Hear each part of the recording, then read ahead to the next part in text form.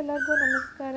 ಇನ್ನೇನು ಬ್ಯಾಕ್‌ಗ್ರೌಂಡಲ್ಲಿ ಕೋಗಿಲೆನೂ ಕೂಡ ಇಂಪಾಗಿ ಹಾಡುತ್ತಿದೆ. ಸೊ ಎಲ್ಲ ಕಡೆ ಮಾವಿನಕಾಯಿ ಸೀಸನ್ ಕೂಡ. ಸೊ ಮಾವಿನಕಾಯಿಯಿಂದ ಏನಾದರೂ ಒಂದು ಒಳ್ಳೆ ರೆಸಿಪಿ ಮಾಡೋಣ ಅಂದ್ಕೊಂಡ್ವಿ. ಮಾವಿನಕಾಯಿ ಗೊಜ್ಜು ಮಾಡ್ತಿದ್ದೀವಿ ನಾವು. ಹೇಗೆ ಮಾಡೋದು ಅಂತ ನೋಡೋಣ ಬನ್ನಿ.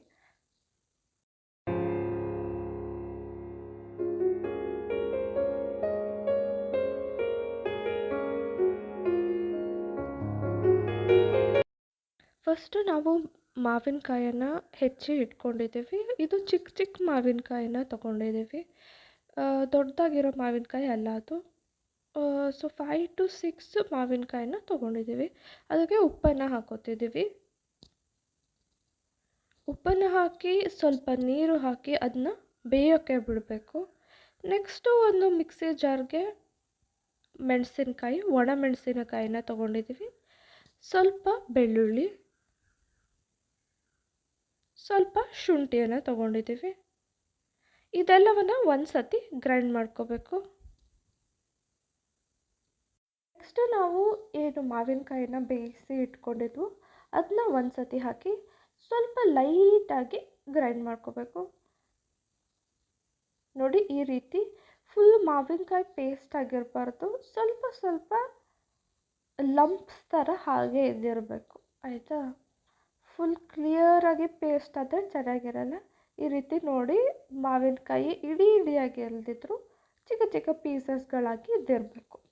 ನೆಕ್ಸ್ಟು ನಾವು ಒಂದು ಪಾತ್ರೆನ ತೊಗೊಂಡ್ವಿ.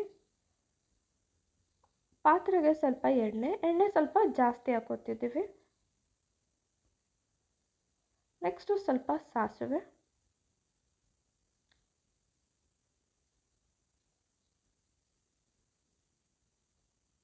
ಉದ್ದಿನ ಬೇಳೆನ ಹಾಕೋತಿದ್ದೀವಿ.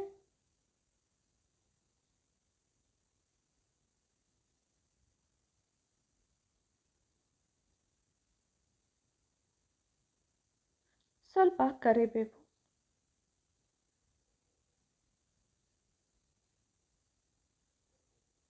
ಸ್ವಲ್ಪ ಹಸಿ ಮೆಣಸಿನಕಾಯಿ ಹಾಕೋತಿದ್ದೀವಿ. ಇದನ್ನ ಚೆನ್ನಾಗಿ ಹುರ್ಕೋಬೇಕು. ನೆಕ್ಸ್ಟು ನಾವಿದೇನು ಮಾವಿನಕಾಯಿ ಮತ್ತು ಆ ಮಸಾಲೆ ಪೇಸ್ಟ್ ಏನು ಮಾಡಿಟ್ಕೊಂಡಿದ್ವಿ ಅದನ್ನ ಹಾಕೋತಿದ್ದೀವಿ.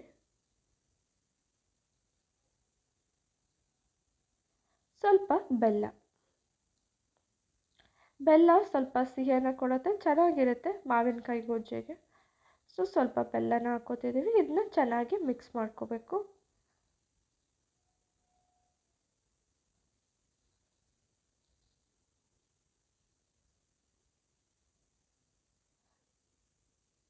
ಈ ರೀತಿ ಬಾಯ್ಲ್ ಬರ್ತಿದೆ ಅನ್ನೋ ತಕ್ಷಣ ಸ್ವಲ್ಪ ನೀರನ್ನು ಹಾಕೋಬೇಕು.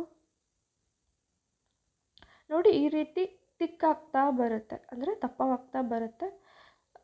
ಆವಾಗ ಸ್ವಲ್ಪ ಉಪ್ಪನ್ನು ಹಾಕ್ಕೋಬೇಕು. ಉಪ್ಪು ಆಲ್ರೆಡಿ ನಾವು ಬೇಯಿಸ್ಬೇಕಾದ್ರೆ ಹಾಕ್ಕೊಂಡಿದ್ದೀವಿ. ಸೊ ಉಪ್ಪನ್ನು ಕರೆಕ್ಟಾಗಿ ನೋಡಿಕೊಂಡು ಹಾಕ್ಕೊಳ್ಳಿ.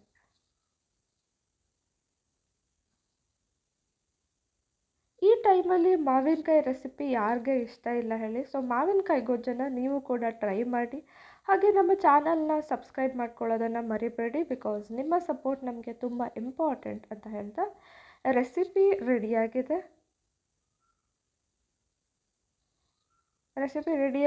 ನೀವೇ ನೋಡ್ತಿದ್ದೀರಾ ಹೇಗೆ ಎಷ್ಟು ಚೆನ್ನಾಗಿ ಕಾಣಿಸ್ತಿದೆ. ಮಾವಿನಕಾಯಿ ಅಂದ್ರೇ ಎಲ್ಲರಿಗೂ ಪ್ರೀತಿ. ಸೊ ಮಾವಿನಕಾಯಿಯಿಂದ ಗೊಜ್ಜನ್ನು ಮಾಡಿ ನೀವು ಕೂಡ ಟ್ರೈ ಮಾಡಿ, ಹೇಗಿತ್ತು ಅಂತ ನಮಗೆ ಕಮೆಂಟ್ಸಲ್ಲಿ ತಿಳಿಸಿ ಅಂತ ಕೇಳ್ಕೊತೀವಿ.